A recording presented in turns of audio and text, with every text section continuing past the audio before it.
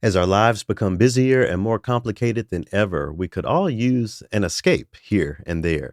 That's why WDAV Classical Public Radio has curated a classical oasis that's a tap away anytime you need to breathe a sigh of relief. At the WDAV mobile app, you can stream WDAV's 24/7 classical music programming on demand from anywhere you are. Check out past episodes of shows that celebrate classical music's remarkable diversity like WDAV's bilingual program Concierto and Noteworthy, the series hosted by yours truly. You'll also get access to a great variety of podcast episodes, blog articles, and more that shine a spotlight on the music and arts you love. Download the WDAV mobile app now at wdav.org/app. Or if you're in the Charlotte, North Carolina area, tune your radio to 89.9 FM. Take a deep breath and enjoy.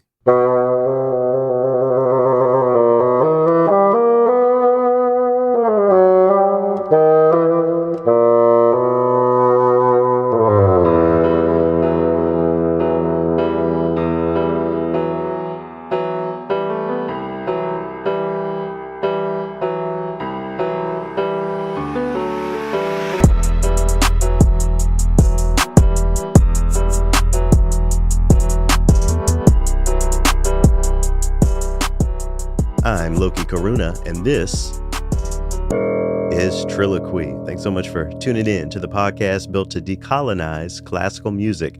Always an honor to have you among those listening, especially those of you from outside of the United States. Those numbers are continuing to grow, so thank you so much. I want to shout out England, Germany, and India. That's where most of the international listenership is coming from these days. But I also want to shout out the Bahamas, because I'm sure there are many of y'all out there listening this week, thanks to today's guest. I'm really happy and really excited to introduce y'all to composer Stefan Thompson. I was first connected to Stefan by my dear friend Christine, who's based down in Nassau. She thought that Stefan was someone who I should know, and she was right. He is someone that I should know, and someone you should know as well. I'll read from his website, from the bio section of his website, just to give you a brief introduction. It says here, he writes here, as a Bahamian and a citizen of the Caribbean community, I was heavily immersed in music from my youth. Growing up in church, I played piano and tenor sax, sang solos, and composed short arrangements for the church's band. In elementary school, I was a part of the boys' choir and was introduced to a variety of styles, including classical literature and Bahamian folk music. In high school, I was part of the band and was introduced to soca, reggae, and jazz styles by friends and classmates. After attending a Junkanoo parade for the first time and hearing the blasts of trumpets and feeling the booms of the bass and goatskin drums, I further developed my appreciation for Bahamian cultural music.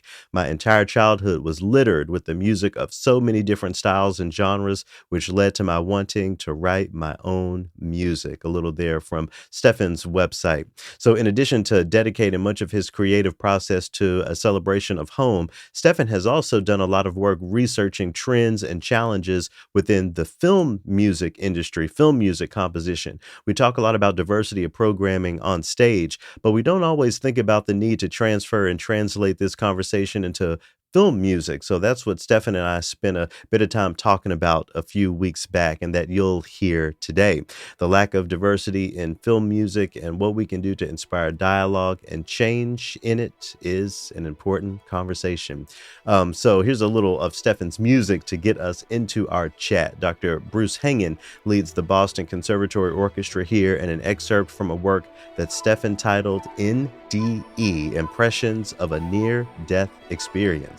More from me on the other side. Hope you enjoy.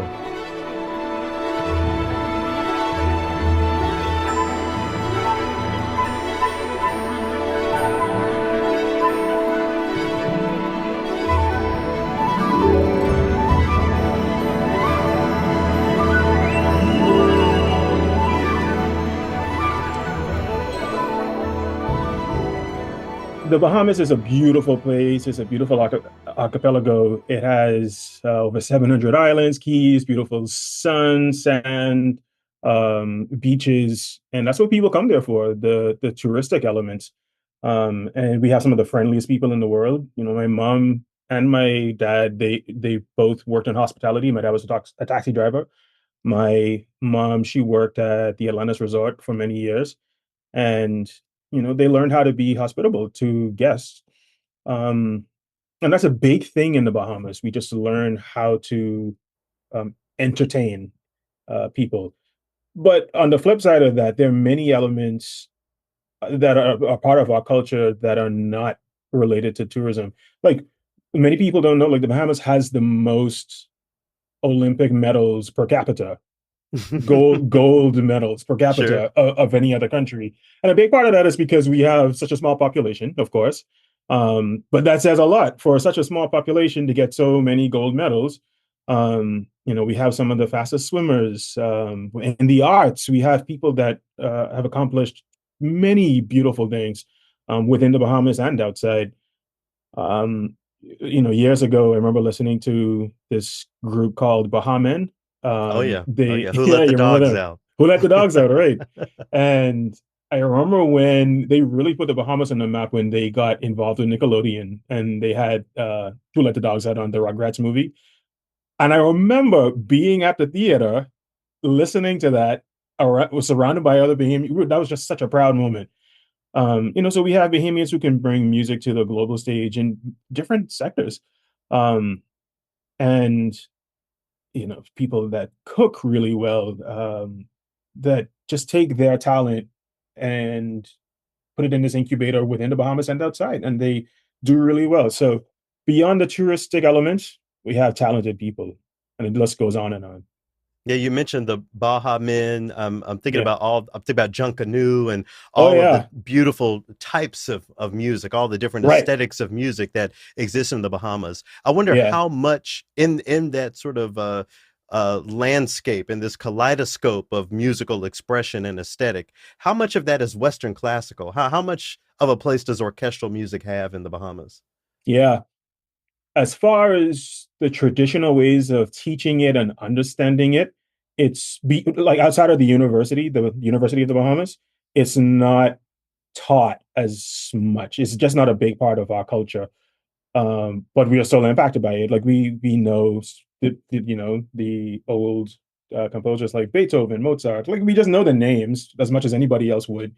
But the traditional Western, like the contemporary Western composers, few people know about them. You'd have to be at a university or in those environments to know about that. But the impact of Western music has very much shaped our musical landscape. We may not really say it as such, but you mentioned Junkanoo. We use traditional Western instruments in that, and we fuse it with our African heritage, and create this new sound. And so you have this combination of cultures, the European and the African, creating this new thing that is uniquely Bahamian. Um, and so, yeah, it's there, but we don't really identify it as such. We just talk about what the fusion is and what it means to be Bahamian from that perspective.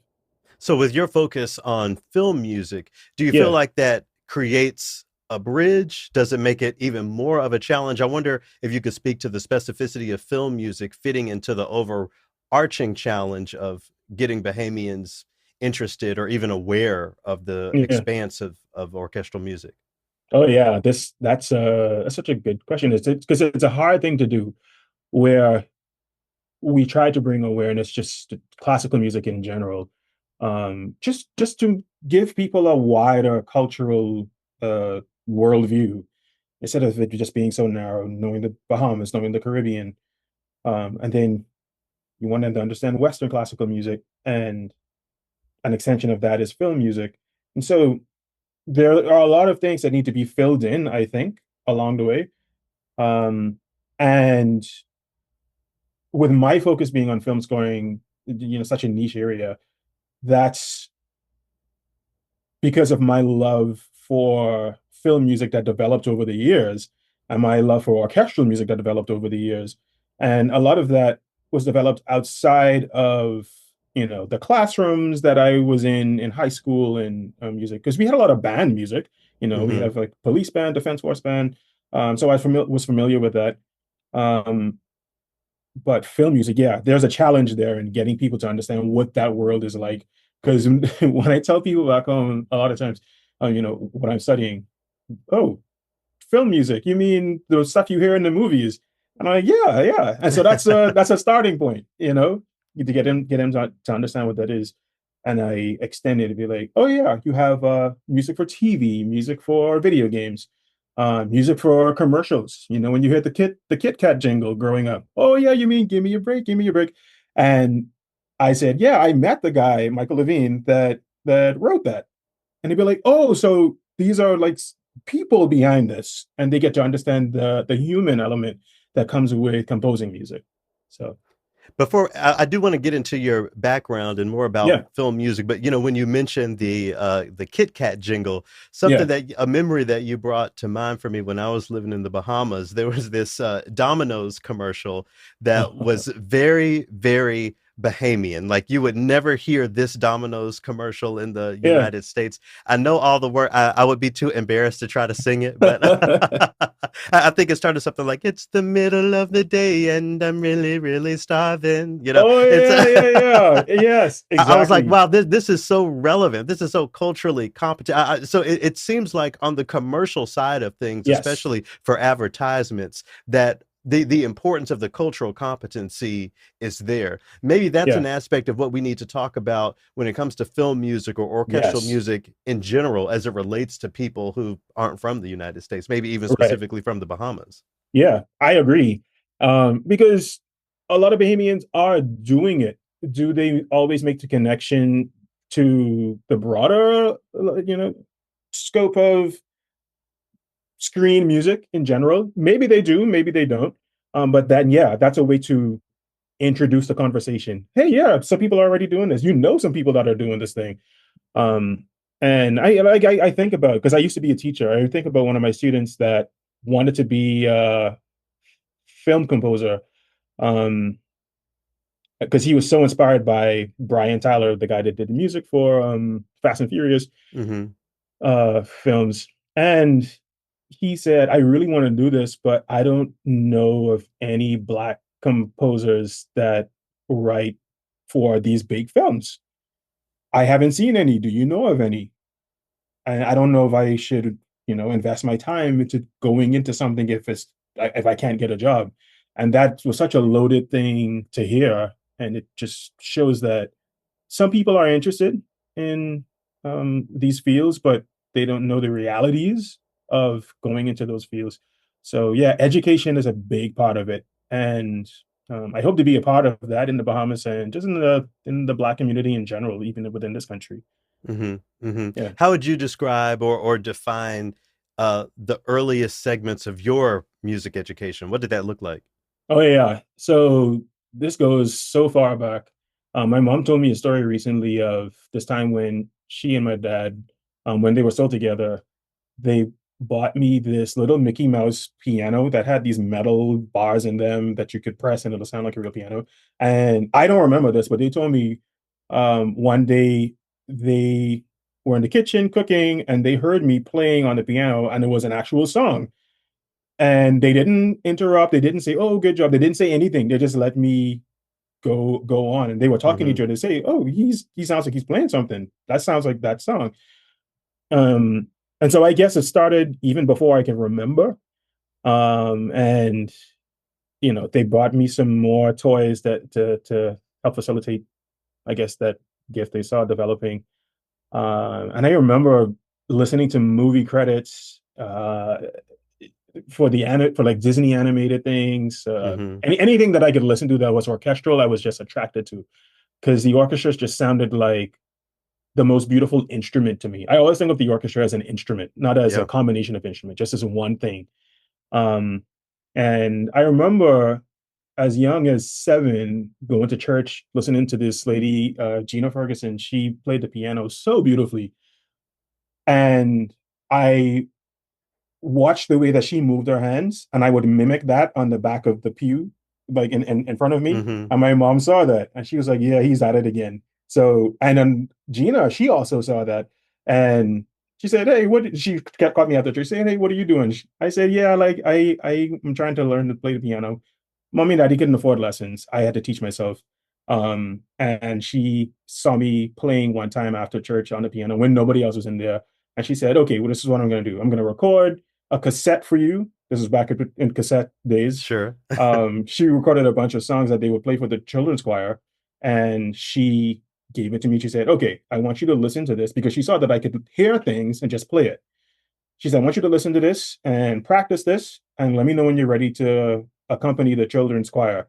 And in a few weeks, I was playing with the children's choir. That was on Wednesday night. And then I started playing hymns in church. That's back when we still did hymns. And then it went to hymns on Sunday night and then Sunday morning. And at the same time, I joined the church band. Our church created this band, and I started playing the tenor saxophone. And so I started to learn how to read music, which was a big Mm. deal for me because I couldn't read music before that. I could get an understanding of it, but I couldn't read it and play at the same time. Um, and I looked at the conductor's score. I said, geez, you could look at all of the pieces, all of the instruments, and somebody has to read all of those at the same time, the conductor. And I was just like impressed and taken aback by that. That was just the biggest deal to me. And I said, okay, I wonder how they did this. What did they do for this? I found this software, Finale, and it was a rip-off version from somebody from my church. And he gave it to me and he said, I want you to use this program to learn how to write music. He encouraged me to do it. And so I listened to music and I deconstructed it. And that's how I learned how to orchestrate and arrange. And I did things for our band. I listened to a lot of composers and artists, their music, especially the ones that had a really good orchestration, like Darren Atwater, Richard Smallwood, Brooklyn Tabernacle Hmm. Choir, Sandy Patty, Twyla Paris, Ray Bolts. And then, of course, listening to film music from people like John Williams, Alan Silvestri, James Horner, all these big composers that I just enjoy their orchestrations. And Yeah. then I joined music competitions at school, um, and continued to learn how to play by ear and went to undergrad for music education, studied voice. And it was there that there was this composer during my sophomore year. I watched this composer create an original work for choir and orchestra. And I was like, geez, like we're learning from the same place. If he can do that, I can do it. The following year, I was able to do the same thing that he did, won the competition that they had for original composition. So I composed something for choir and orchestra. It's called God is Still on the Throne. And I also did it for the following year. And then I came back home, I taught at a high school, elementary school, and I felt like I was plateauing. And I really thought about it. And at this time, I was still very religious. And I prayed and I said, um, God, I really want to do a lot of things with my life. I don't feel like I'm reaching everything that I know I could do. It's like, I need some kind of direction. And there was this guy who liked one of my photos on Instagram. It's just a regular, like that's when Instagram was different when they had like this feed and, these random photos just pop up. Um, he liked my photo and I noticed in his name it said Evan Evans, film composer. And I Hmm. said, oh, a film composer. I said, what are the odds of that? Check out his profile, check out his website, and we're like, oh, he's really a film composer. He's the son of Bill Evans, the jazz Sure. composer. And so I got in contact with him. He said, oh, if you're really interested in film scoring, I have a Facebook group. I have several people in there. You can learn how to compose for films. Joined that group, learned as much as I could. They had a day during the week when you could post something that you were working on. And that's when I learned to, take criticism and just work and refine some things. I remember one night he said, oh, if any of you guys are interested in joining this film scoring workshop at NYU, you have to do it now because it's about to close. Um, and I probably had like 2 hours to get an application together. I put it in. I heard back from NYU, hey, you can come. Went to NYU, enjoyed the time, had the time of my life. Didn't expect to get in because there's so many other people that were, doing the same thing. Um, and that's how I got familiar with NYU. And after that, I said, you know what, I want to become a better composer. I applied to USC, I applied to Berkeley. I got into Boston Conservatory at Berkeley, became a better composer, and then I ended back up at NYU where I'm working on my PhD. Wow, wow. I do remember that a lot of the musicians, the students that Yeah, I would meet in the Bahamas were shooting for Berkeley or there's a school in Chicago. I'm forgetting the name of it right now. Columbia College. I'll think of it in a. I had Yeah, never heard of the school at that yeah, point, but I find it interesting that you know, just a shot in the dark turned into so much for you. That's cool. yeah. I'm also noting though that for many people here in the States, what we learned in school is really what we would point to when it comes to our development as musicians. But for you, it sounds like it was primarily church, at least in those Oh early yeah, years. oh yeah, for sure. Everything was in church. That's where I, you know, fell in love with music. Because church is this perfect. It operates as a crucible for any musician, Hmm. where you can learn, you can perform. You have these recitals where, in a sense, people are forced to be there. In a way, you don't have to invite anyone, um, because you have the members there that will love you no matter how badly you perform, and you can freely get better. And there, you listen to music that's been, that's hundreds of years old, has this perfect part writing. It follows all the rules, and then you have the modern stuff with that's infused with jazz, and just a lot of things to get from church music. Yeah. Um, and then, of course, there's the vocal aspect where you learn how to sing, you understand how to write for choirs, and you just don't get that anywhere outside of a university. And even within a university, you don't get it at the same level as a church. Which is why I think even going to a Christian college, Pensacola Christian College, being surrounded by all these talented musicians and um, having church so often and being able to perform and being a part of these ensembles, they really lent to really me becoming the kind of musician I am today.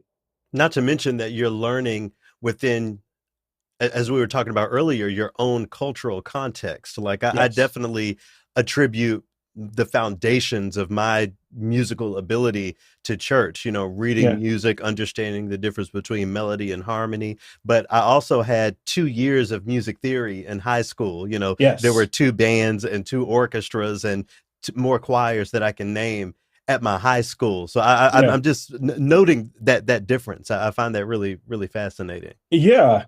And for me in high school, I think because music was so much more competitive than it was in church, I Hmm. didn't really grasp onto music as much in high school, like in school. But Right. during those years, I still grasped onto it at church, and it just made me feel more comfortable to learn and be wrong and correct things. So yeah, and I tried to make that same environment for my students while I was a teacher.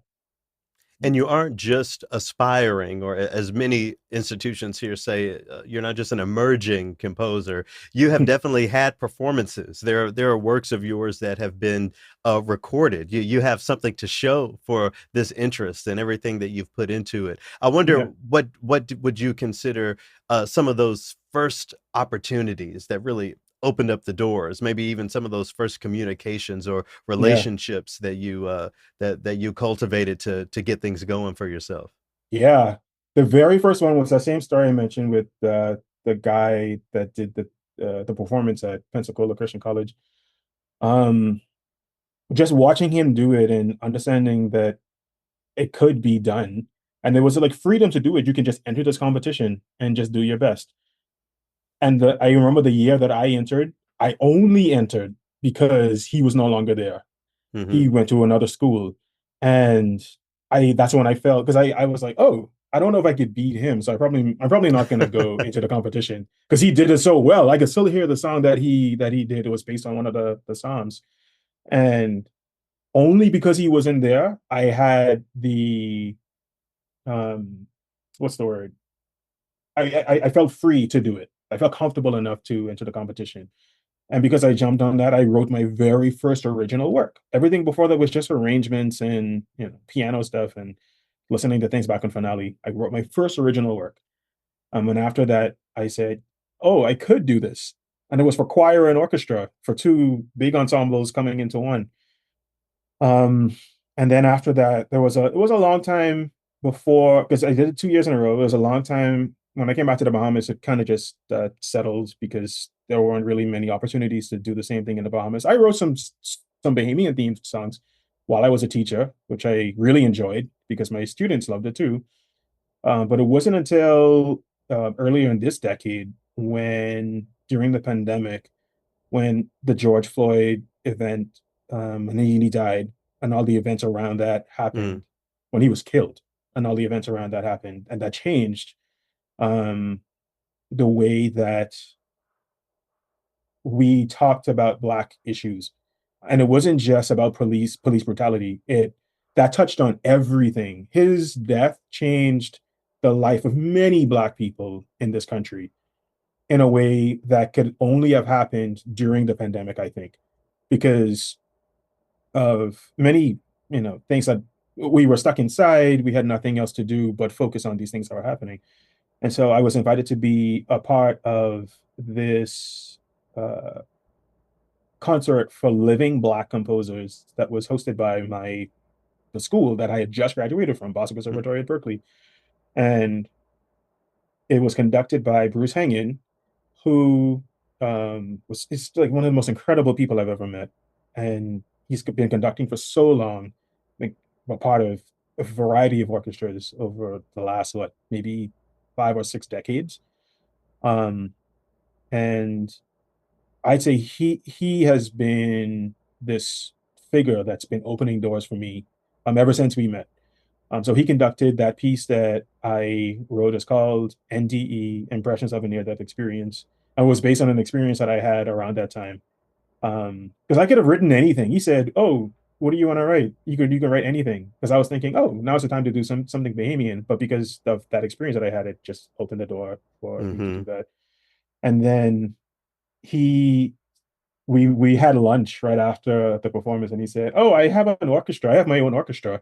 Um, and I want you to write something for it. I'm going to contact you soon and let you know about it." And I was just like shocked, like, who has an orchestra? It's not like, oh, I have a Cocker Spaniel at home, or, I Right. have a Miata. An orchestra is different. And so he invited me to compose something for that. And I wrote Forward, Upward, Onward Together, which was just premiered this past March. And then he's going to perform it again with the Boston Conservatory Orchestra in December, and then next spring he's going to um, perform another one of my works that hasn't been premiered yet. It's another Bahamian themed work, and so sometimes you just need that one person that sees what you can do and they believe in you, and they. It sounds like that thing that Lady Gaga always says, just that you could be surrounded by 100 people, and if that one person, sees you, Yeah. um it's true, because it's really, I'm living that experience right now. Um and so, yeah, there are a variety of things that lend to what I've been able to accomplish so far. And you mentioned the term emerging composer. I always laugh at that, because I I question it myself, like, when has a composer emerged? Right. That's the when main it, critique. yeah, when has it happened, or does it ever do you ever stop emerging? So I always Hmm. laugh at that, because there are a lot of these competitions that are open to emerging Black composers, Right. and they have a cap at, oh, you can't do it past the age of 35. But what if you're emerging after 35? So You're anyway, preaching my gospel, indeed, indeed. Well, yeah, that's all. there are many organizations, certainly since 2020 and the murder of Mm, George Floyd, but well, decades before that, that have been dedicated to diversity in classical music, to really platforming and yes. supporting Black development, all of those things. Very usually on a broad scale, and mostly, at least in my experience, as it relates to musicians who want to play in orchestras. But you have put a Mm, lot of work into investigating this theme of diversity, not only amongst composers and new music, but specifically within film music. I wonder if you could say more about why that's your focus, why you think that in its specificity is something that needs to be interrogated. yeah, that's a good question. it brings me back to this video that I saw with Denzel Washington talking about culture versus race Mm, in films when it comes to directors in Hollywood. And he said it's not a question about race, it's a question about culture. And he made this analogy talking about Martin Scorsese could have done Schindler's List, but it's a difference with culture, which is why Spielberg did it. And so when you think about Black composers, they've been usually, generally, been exposed to a different culture of music, a different extension of Western classical music, which is jazz, which is gospel, and a variety of other things. And that's the thing that really matters, I think, when it comes to diversity, this diversity of culture. Because culture tends to be conflated with race, it's hmm. hard to separate and understand the two as being similar but distinct. And I think, yeah, like we can see, oh, a person that has more melanin, we don't see them really composing for films. We see it now. We see it Yep. happening now. But we didn't see it before. And it wasn't, we made it about race when it was more so about culture, I think. Um, but yeah, that's because in this country and in the West in general, because inequality has been so rooted in race, we forgot about the elements of culture. So I think we need to talk more about composers that um, can bring new experiences to music, can tell new stories through music, because I fundamentally believe that film scoring is storytelling. That's what it is. And somebody from one culture telling a story, um, like a white composer composing for, just to make this as simple to understand, but a white composer composing for a black themed film, you know, is that our only option? We have Yep. things, we have options. We have and if we don't have those options, then that leads to a bigger um, deal. Like, why aren't there black composers? So anyway, yeah, it's connected to a lot of things.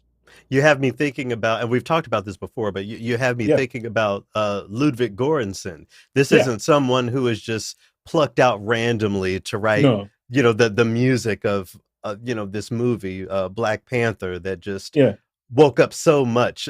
Certainly for Black Americans, yeah, I've seen more people wearing dashikis and really tapping into yes, their Africanness since then. yeah, And thanks in part to this white composer who had long been working in hip hop and R&B and with all yeah, of these folks. So many would argue that as a white composer, he has the culture piece, even though yeah, he doesn't have the race piece. So is it yeah. as simple as culture? I mean, I'm sure there are many black composers who would have loved to be a part of that project, despite the fact that we have this white composer who writes brilliant music. This is not a dig He to does, him, but right? basically just tapping into, again, what you're talking about with culture versus race. He has the culture part down. Is it Yeah, just that? Is there a deeper conversation or deeper work that we can do when it comes to diversifying film music? I mean, there is certainly a future. There's certainly a world where you have 100 white composers who arguably have all of the culture pieces in place, and yeah, even through that, black composers are being marginalized. right.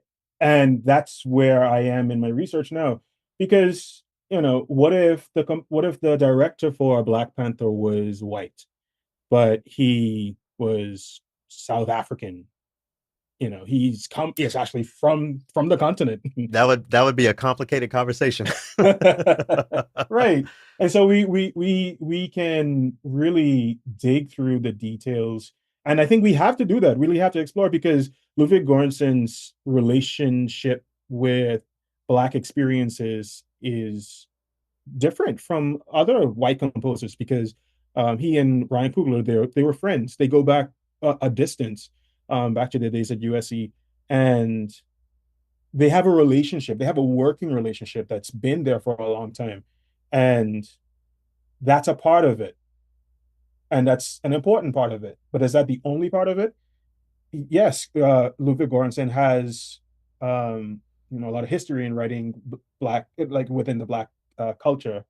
um that's a part of it as well. And so it's like it goes to this question, like, yeah, basically what you're asking, does that mean that anybody that has a connection or can create a work that is informed by the elements of the culture, is that enough? Does that validate? Or do they have to have black skin? Do they have to come from a black community? And I think those are the things. When we hire certain people for these jobs, the question we have to ask is why? Why am I getting this person and why not someone else? Mm-hmm. Why is Ludwig Göransson being hired and not, say, Chris Bowers, not Michael Abels? And a lot of times it goes back to this element of, I'm not saying that's the case with him, but a lot of times it goes to the element of the commercial aspect of films. Because don't forget, films are about money. It's about getting people Right. in seats. It's not about charity. It's not about, oh, let's give this person a chance. It's not about that. I wish it could be about that. And that'll make it so much easier to give people opportunities, which we can talk about when it comes to streaming, has really, I think, flipped the page with that. Um, but we he he is a good choice for what he did, but I think that for these big, heavy hitting, big budget films, we need to really look at who's scoring them, especially when they represent black themes, people that come from these worlds. Um, Yeah, because when you look, Jean-Luc Bontemps, he was the first black composer to have a budget or to compose for a film with a budget of over $200 million when he did Transformers. What was the last one? The most recent one, Rise of the Beasts. And composer all the composers before that with budgets that high were all white, but Mm-hmm. because the maybe we can say because the you had black characters in this one, you and who knows why he was chosen for that one. But I'm glad that he was, because it showed that, oh, a black person could do this. Mm-hmm. So it's no longer a question about whether or not black composers exist that can do this work. We have them. Let's do some more of it. I Yeah, think that's a really good trivia fact. I didn't realize that about this Transformers film. I wonder, yeah, in your research, what are other just quick facts you think it's important for people to know? I'm thinking about the fact that for many years now, and it's a shame that this number hasn't really changed, but we're yeah, always talking about how less than 2% of professional orchestral musicians in the United States are black, and yeah, that is just a quick statistic that we're able to use to get into other conversations. So anyway, all of that to yeah. ask, well, what are some of the factoids that you've been able to use to push your work forward in this regard? Oh yeah. So one that boggles my mind in a way, because it happened just in 2024. So okay, with this, of the top 50 films released domestically within the US in 2024, only two had scores composed by a black composer. And both of those films were scored by Chris Bowers. So of the Mm, top 50, two had a black composer, and that black composer was just one person, mm, and that was Bob Marley, One Love, and then The Wild Robot, for which he was nominated for an Academy Award, which in itself is a feat for you know, a black composer, and also for animation. And 43 of them, of the top 50, were white men, and four of them were women. Just four were women. There was a time when you only had one woman being spoken of a lot. That was Rachel Portman, like in the 90s. right. And now we exist in this time that is incredible. We have multiple black women scoring for films, and for films in theater, for films on streaming, for TV shows. You have Tamar Cali Brown, you have Shanda Dancy, you have Amanda Jones. Like this is growing and it's becoming a thing. I never thought I'd see the day when I see multiple black women composing for films. And like we see this change, especially in this decade, within the last 10 years, but specifically within this decade. And again, I think that is connected to streaming somehow, because we have so much more content, which means that there's so much more opportunity for people to write. So, how do you see us really engaging this issue when it comes to orchestras, when it comes to conservatories? There are nonprofits who are dedicated to, cultivating talent. We have Yeah, folks who work as consultants for these organizations to help them figure out how they can diversify. But when it comes to the big machine that is the film industry, it doesn't yeah, seem like there's a front door to walk into to really engage this issue head on. yeah. And I think a big part of that is because the data isn't there to support such heavy claims, even though Hmm. we can see it, but it tends to be looked at as conjecture in a way. But I think if we have more data, but it's becoming a thing outside of what I'm doing. It's becoming a thing where we are compiling we're doing more research into it. The Composers Diversity Collective, which was started by Michael Labels and other composers, minority composers, they're doing they're doing God's work right now, by opening doors for non-white composers specifically, um, and getting them connected with each other and with directors for events that's happening in Los Angeles and New York. And then also earlier in the decade, I can't remember which year it was, like maybe it's 2020 something. Christoph Beck, who did the music for Frozen, Hmm. he along with CSAC and New Music USA, they have this fund now where they support uh, composer composers from minority backgrounds.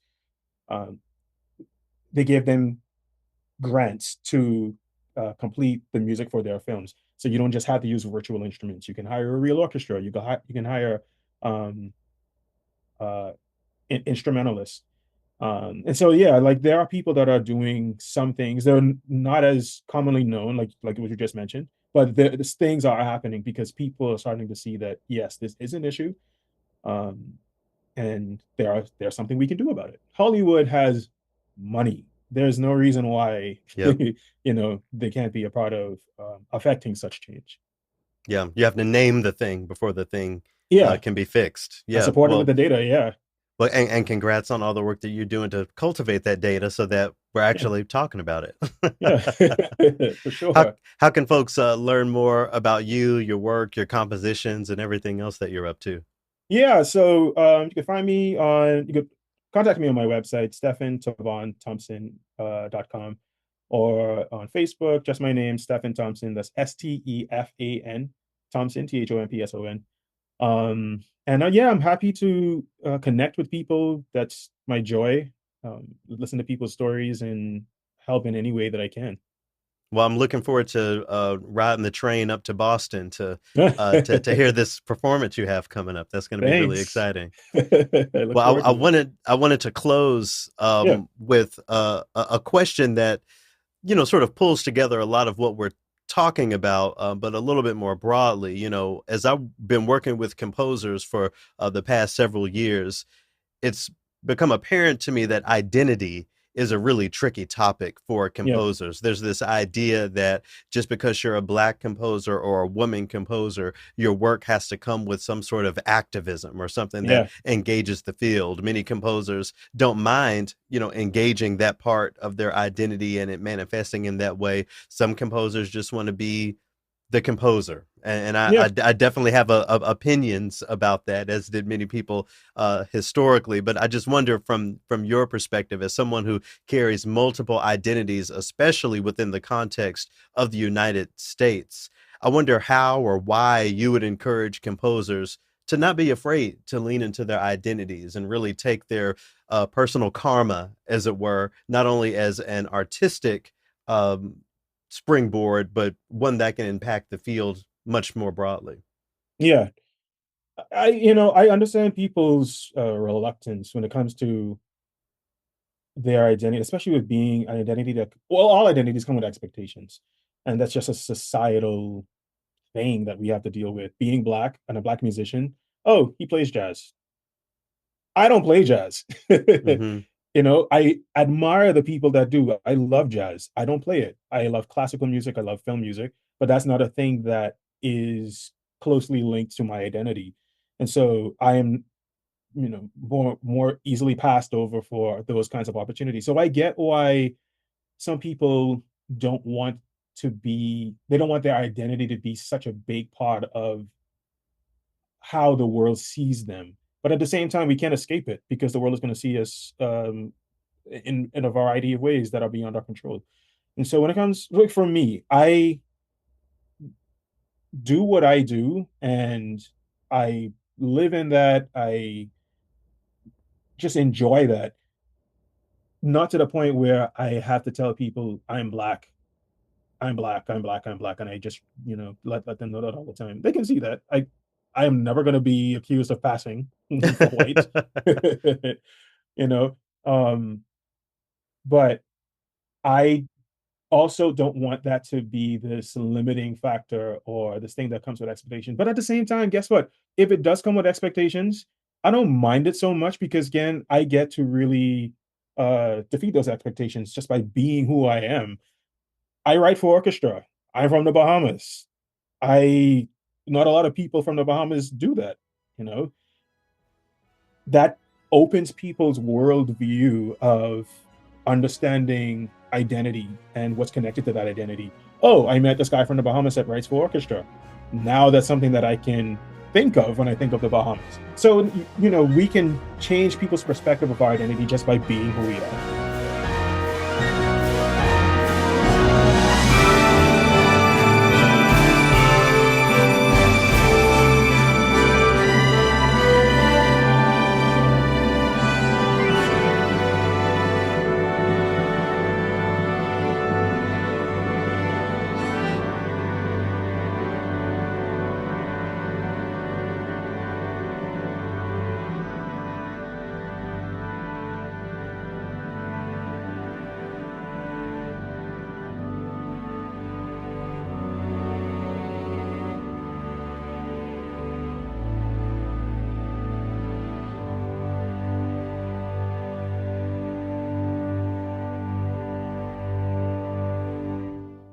A rendering there of a work by Stefan called Jitneys and Cruise Ships. I've been on both jitneys and cruise ships in the Bahamas, and I can attest to the accurately cinematic nature of what he's written there. So bravo. Huge thanks to Stefan for sitting down to chat with me. Thanks to Christine Gangelhoff for connecting us. And thanks to you for listening. You can find all of Stefan's information in the description of this opus in case you like to reach out and commission him. Working in composer advocacy for so many years, I can definitely say that we need to put more effort into hearing from our Caribbean composer siblings in general. So be sure to throw him some supporting, give his music a listen when and where you can.